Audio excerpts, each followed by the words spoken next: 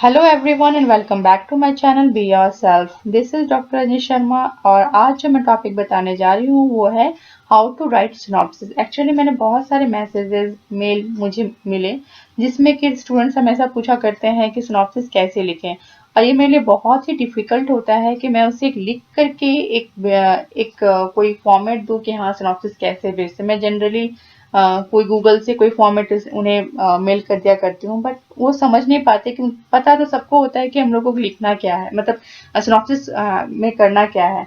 क्योंकि हर एक इंस्टीट्यूट का अगर आप देखोगे तो एक अपना फॉर्मेट होता है कि आप टाइटल लिख लो, उनका फ्रंट साइज क्या है, मार्जिन क्या है, तो इनका अपना हर का एक अलग अलग रूल्स एंड रेगुलेशंस होता है।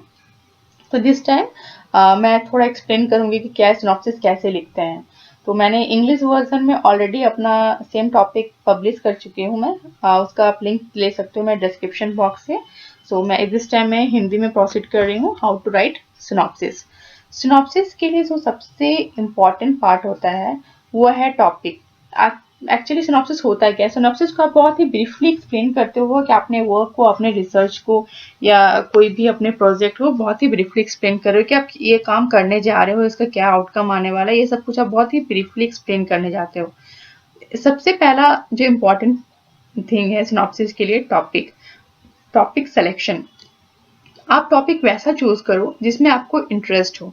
आप अगर वैसा टॉपिक चूज कर लेते हो जिसमें आपको इंटरेस्ट नहीं हो तो आप उस पे ज्यादा एंथुसियास्टिक वे में काम नहीं कर सकते। यू कांट आप ज्यादा उसमें अच्छे से आप कंसंट्रेट नहीं कर सकते हो, या फिर वैसा टॉपिक हो जो आपके समझ के बाहर हो तो उसमें भी आपको डिफिकल्टी आएगी। तो एक अच्छा टॉपिक, आई कैचिंग टॉपिक आप लो। आप एक एक्सपर्ट गाइड लो जो कि एक्सपर्ट हो उस टॉपिक के, क्योंकि बिना गाइड के तो रिसर्च, कोई भी रिसर्च वर्क काफी डिफिकल्ट हो जाता है। और थोड़ा सा गाइडेंस मिल जाए हमें गाइड से तो आप इजिली कोई भी बैरियर जो आपके एक्सपेरिमेंट में आ रहे हो आप इजिली ओवरकम कर सकते हो, क्योंकि वो एक्सपर्ट है। वो आप जान सकते हैं कि हाँ आपको इस, अगर कोई पर्टिकुलर आपको आपके प्रोसीजर में अगर प्रॉब्लम आ रहा है तो वो बता सकते हैं कि हाँ आपने शायद ये गलती किया हो, आप ये वाला प्रोसेस अप्लाई करके देखो। अब हर चीज आप खुद से करोगे तो आप थोड़ा डिप्रेसिंग हो जाता है, इसलिए बोलते हैं रिसर्च में लोग बहुत ज्यादा डिप्रेस हो जाते हैं, बल्कि रिसर्च वैसा कोई डिप्रेसिंग नहीं होता है अगर आप उसे सही डायरेक्शन में कर रहे हो तो। उसके बाद क्या, आपने टॉपिक तो चूज कर लिया, आप उसका एक पर्टिकुलर टाइटल दोगे। टाइटल क्या होना चाहिए? बिल्कुल ब्रीफ होना चाहिए और सेल्फ एक्सप्लेनेटरी होना चाहिए, जो टाइटल देख के समझ में आ जाए। और उसमें क्या है, एक थोड़ा एक इंटरेस्टिंग सा साउंड होना चाहिए कि अच्छा, अगर आप किसी को बताओ कि मैं इस पे काम कर रहा हूँ या कर रही हूँ तो वो बोले अच्छा इस पे काम करो, वाह इट्स वेरी इंटरेस्टिंग टॉपिक। तो मतलब उनको एक इंटरेस्ट क्रिएट होना चाहिए। जब सामने वाला इंटरेस्ट लेगा आपके टॉपिक में तो क्या है कि आपको पॉजिटिव एनर्जी फील होगी, आप उस पर बहुत आप उसमें आपका इंटरेस्ट उस टॉपिक पे और इंक्रीज कर जाएगा। ठीक है, अगर आप कुछ ऐसा टॉपिक चूज कर लेते तो अगर कोई किसी ने बोल दिया अच्छा ये टॉपिक, अरे यार तो ये तो बहुत कॉमन सा है, इसमें तो कोई स्कोप नहीं है, वो ऐसा कोई अगर आपको बोलने लगे तो आप में क्या है कि निगेटिविटी आने लगेगी। तो बेटर है कि आप वैसा टॉपिक और वैसा टाइटल चूज करो जो लोगों को अट्रैक्ट करे। अब बहुत टफ टॉपिक भी नहीं चूज करना है कि आप उस पे काफी टाइम लग जाए, या उसके लिए आपके पास इक्विपमेंट्स ना प्रेजेंट हो, आपके पास उसका मटेरियल प्रेजेंट ना हो। ठीक है, तो टॉपिक का सिलेक्शन कर लिया। अब आपको क्या है, उसको इंट्रोड्यूस करना है कि टॉपिक क्यों चूज किया है। उसमें आपका इंटरेस्ट नजर आना चाहिए कि आपने ये टॉपिक पर्टिकुलर चूज किया है, ये मेरा इंटरेस्ट है, टॉपिक का ये स्कोप है मेरे टॉपिक का, आप इससे ये सारे आउटकम्स आपको मिल सकते हैं। ऐसा एक्सप्लेनेशन होना चाहिए, ऐसा इंट्रोडक्शन होना चाहिए कि जिन्हें उस बारे में ना पता हो। जैसे कि हम लोग किसी आदमी का एक्सप्लेनेशन करते हैं ना, जो स्केच आर्टिस्ट होते हैं तो हम लोग उन्हें कैसे एक्सप्लेन करते हैं कि उसके आईज का कलर क्या था, उसके नोज थोड़ा पॉइंटेड थे, तो आप ऐसे एक्सप्लेन करते हो कि सामने वाला उस चीज को अपने आंखों के सामने इमेजिन कर सके। तो ऐसा हमें इंट्रोडक्शन अपने टॉपिक का तैयार करना है। तो इस टॉपिक का इंट्रोडक्शन के ड्यूरेशन में ही आप ऐसा शो करना है कि आप इस पर्टिकुलर टॉपिक में इतना इंटरेस्टेड हो कि आपको अभी से सारा सब कुछ समझ में आ गया है कि आपको करना क्या है। ये आपको एज एक्सपर्ट इसे एक्सप्लेन करना होगा। ठीक है, उसके बाद है लिटरेचर रिव्यू। आपने इंट्रोड्यूस कर दिया अपना टॉपिक, अब उसके बाद आपको बताना है कि क्या काम इसमें हो चुका है, पहले जो काम हुए हैं उसमें क्या ड्रॉबैक थे, क्या उसके आउटकम थे, विद अ प्रॉपर रेफरेंस कि पहले इसने ये काम किया था लेकिन इसमें ये ड्रॉबैक आया, सन इतने से 1998 में या 1999 में इतने इसने ये काम किया था, लेकिन ये ड्रॉबैक की वजह से फिर से इसे फॉर्मुलेट किया गया, 2000 में फिर से इसे इसका रिजल्ट और आउटकम को चेंज किया गया या प्रोसेस को चेंज किया गया। तो ऐसे आप सारा आप एक्सप्लेन करोगे विद लिटरेचर रिव्यू कि इसमें क्या काम हो चुका है, क्या उसके प्रोसेस थे, क्या इसके क्या अगर कोई टेक्निक्स का इम्प्रूवमेंट हुआ है उस पर्टिकुलर टाइम पे, कि पहले आप ये प्रोसेस यूज क्या करते थे बट ये अब आउटडेटेड हो गया, ऐसे कुछ ड्रॉबैक्स हैं, तो अब उसके बाद ये प्रोसेस यूज किया जा रहा है, तो हम लोग भी यही प्रीफर करने वाले हैं। ठीक है, उसके बाद आप दोगे अपना ऑब्जेक्टिव्स। ऑब्जेक्टिव क्या होता है कि स्टेप वाइज प्रोसेस आप खुद का एक्सप्लेन करते हो। ऑब्जेक्टिव सबसे इंपॉर्टेंट होता है सिनॉप्सिस में, जो कि अगर हम ऑब्जेक्टिव का अगर रियल मीनिंग भी लें तो आप क्या कहते हैं, आपको एक लाइफ में कोई ऑब्जेक्टिव होना चाहिए। वैसे ही आपका एक्सपेरिमेंट का एक ऑब्जेक्टिव है कि आप उसको करने वाले हो, तो आप स्टार्ट कैसे करोगे, एक्चुअली स्टार्ट करोगे तो किस प्रोसेस में जाओगे, क्योंकि एज एट रैंडम आपने कोई भी काम उठा लिया, उसे करना शुरू कर दिया, लेकिन आपको पता नहीं है कि इसके बाद क्या प्रोसेस करना है या क्या किस पॉइंट पे जाना है, तो वो थोड़ा वेग हो जाएगा। सो इसीलिए हम लोग ऑब्जेक्टिव अगर हम लोग ऐसा चूज करते हैं, जैसे कि हम लोगों ने बोला कि हम लोग पहले क्या करेंगे, एक सैंपल हम लोगों ने इस पर्टिकुलर एरिया से सैंपल उठाना है, इसे हम लोग को एनालाइज, सेकेंड ऑब्जेक्टिव हो जाएगा आपको इसका एनालिसिस, सैम्पलिंग का हम लोग एनालिसिस करेंगे। फिर आपका थर्ड ऑब्जेक्टिव में आप जैसे डाल रहे हो कि एनालिसिस के बाद हम लोग इसमें ये पर्टिकुलर इसका इफेक्ट देखने वाले हैं। ठीक है, तो ऐसे करके आप ऑब्जेक्टिव डिजाइन करोगे।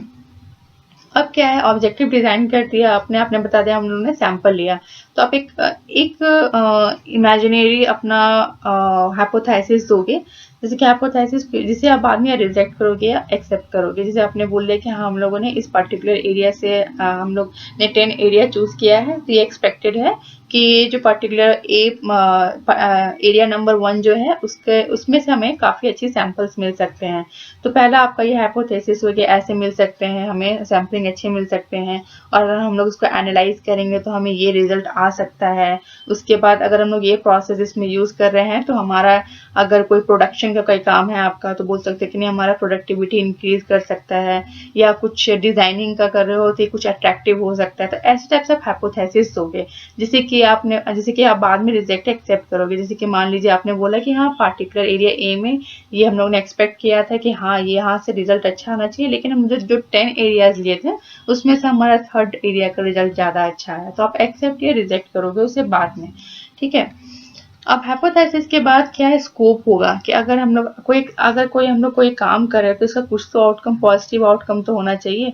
अगर क्या इसका स्कोप है तो क्या ये इकोनॉमिक हमारे सराउंडिंग्स को इकोनॉमिकली या सोशली कैसे अफेक्ट करने वाला है, तो आप ये स्कोप बताओगे, कैसे हमारा ये फाइनेंशियली अफेक्ट हो रहा है या फिर सोशली अफेक्ट हो रहा है हमारे एनवायरमेंट को, आप ये बताओगे।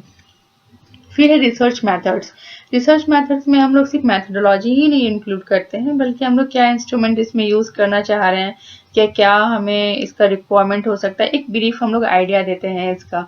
ये इम्पोर्टेंट इसलिए है क्योंकि अगर आप किसी भी इंस्टीट्यूट से आप जुड़े हो और उस इंस्टीट्यूट में रहकर आप ये रिसर्च कंडक्ट करने वाले हो, तो आपको एटलीस्ट पता चल जाता है कि हाँ ये सारे अगर हम लोग ये मेथडोलॉजी यूज कर रहे हैं तो इस पर्टिकुलर इंस्टीट्यूट में हमारा ये मेथड्स कंप्लीट हो सकता है। अगर हम लोग इसके आगे कुछ करना चाहें, तो अगर इसमें पर्टिकुलर उस इंस्टीट्यूट में वो फैसिलिटी अवेलेबल नहीं है, तो क्या हमें नियर बाय कोई इंस्टीट्यूट से या कोई और इंस्टीट्यूट से जो उससे कनेक्टेड, उनसे हमें ये मेथडोलॉजी वहाँ हमें कंप्लीट करने को मिलेगा या नहीं मिलेगा। जो इंस्ट्रूमेंट हम लोगों ने सोचा है यूज करने को, वो इंस्ट्रूमेंट हमें अवेलेबल है या नहीं है। अगर नहीं है तो वो सब कॉस्ट क्या है, क्या हम लोग उसको हायर कर सकते हैं या उसे हम लोग बोरो कर सकते हैं, ये हम लोग को इस रिसर्च मेथडोलॉजी से हम लोग ये चीज पे एश्योर्ड हो जाते हैं। उसके बाद क्या है, टेंटेटिव ड्यूरेशन। टेंटेटिव ड्यूरेशन हम लोग बताते हैं कि हम लोग ने मान लीजिए 4 ऑब्जेक्टिव तैयार किया है, तो 4 ऑब्जेक्टिव हम लोग कितने दिन में कंप्लीट करने वाले हैं, क्योंकि बोलते हैं जब तक सर पे नहीं पड़ता है तब हम अपना काम हमारा काम कंप्लीट नहीं होता। अगर आपके पास 1 ईयर का टाइम है, तो आप क्या करोगे कि आप ब्रीफली उसे करोगे। कोई भी टॉपिक पढ़ना चाहो तो आप 1 ईयर में एक टॉपिक पढ़ना है, तो अब क्या है उसको टाइम लगा करके अच्छे से पढ़ोगे। लेकिन क्या है कि अगर आप एक्सपेरिमेंट काफी लंबा भी खींच ले तो क्या होगा, आप डिप्रेस्ड हो जाएगा। तो आपको इन सब चीजों को अवॉइड करते हुए आपको एक टेंटेटिव ड्यूरेशन देना है कि हाँ, इतने ड्यूरेशन में 6 मंथ में या 1 मंथ में या 2 मंथ में हमारा ये काम कंप्लीट हो जाएगा। और ये करने से क्या होगा कि हाँ, हम लोग वेरी स्पेसिफिक होंगे अपने काम को लेके। हम लोग किसी भी डायरेक्शन में हम लोग एक डायरेक्शनल वे में काम करना शुरू कर देंगे। ठीक है, अब है सब कुछ कर लिया हम लोगों ने फिर उसके बाद है बिब्लियोग्राफी, जिसे हम लोग रिफरेंसिंग भी बोलते हैं। तो आप ये आपका बताता है कि आपने कौन कौन से रिसर्च पेपर्स या कौन कौन से बुक या कौन कौन से रिसर्च आर्टिकल्स आपने पढ़े हैं आप अपने सिनॉप्सिस डिजाइनिंग के लिए। ये आपके लिए भी इम्पोर्टेंट है, क्योंकि अगर आप कुछ ज़्यादा ही बुक्स अगर आप कंसर्न करते हो या रिसर्च पेपर कंसर्न करते हो तो आपके माइंड ब्रॉड हो जाएंगे इस डायरेक्शन में। अगर आप ड्यूरिंग योर एक्सपेरिमेंट प्रोसेस अगर आप कोई दिक्कतें आपको महसूस होती हैं तो आप इजिली रिलेट कर लोगे कि हाँ, एक्स रिसर्च पेपर में हम लोगों ने पढ़ा था कि उन्हें भी एक सेम प्रॉब्लम आया था। तो हम लोग भी अगर जैसे उन लोगों ने आउटकम किया हम लोग भी वैसा कर सकते हैं, या हम लोग कुछ और एक्स्ट्रा डिजाइन कर सकते हैं कि हाँ, ये प्रोसेस के बाद हम लोग कुछ ऐसा करें जिससे हम लोग ये ओवरकम कर सकें। तो ये एक ऑथेंटिक वर्क भी हो जाता है आपका कि हाँ, आप लोगों ने एक ऑथेंटिक जगह से लिया है या कोई इस पे काम कर चुका है। एक रिफरेंसिंग हो जाता है कि हाँ, यहाँ से हम लोगों ने ये काम उठाया है, ये रिफरेंसिंग जो है हम लोगों ने यहाँ से लिया है, या जो हम लोग बोल रहे हैं वो अपने मन से नहीं बोल रहे हैं, इस पे रिसर्च किया जा चुका है, ये ऑलरेडी प्रूव्ड है। ठीक है, तो ये है सारा सिनॉप्सिस, कैसे हम लोग सिनॉप्सिस लिखते हैं। होप आप लोगों ने अच्छे से ये समझ लिया होगा और आपके लिए अब इजी हो गया होगा सिनॉप्सिस राइटिंग के लिए।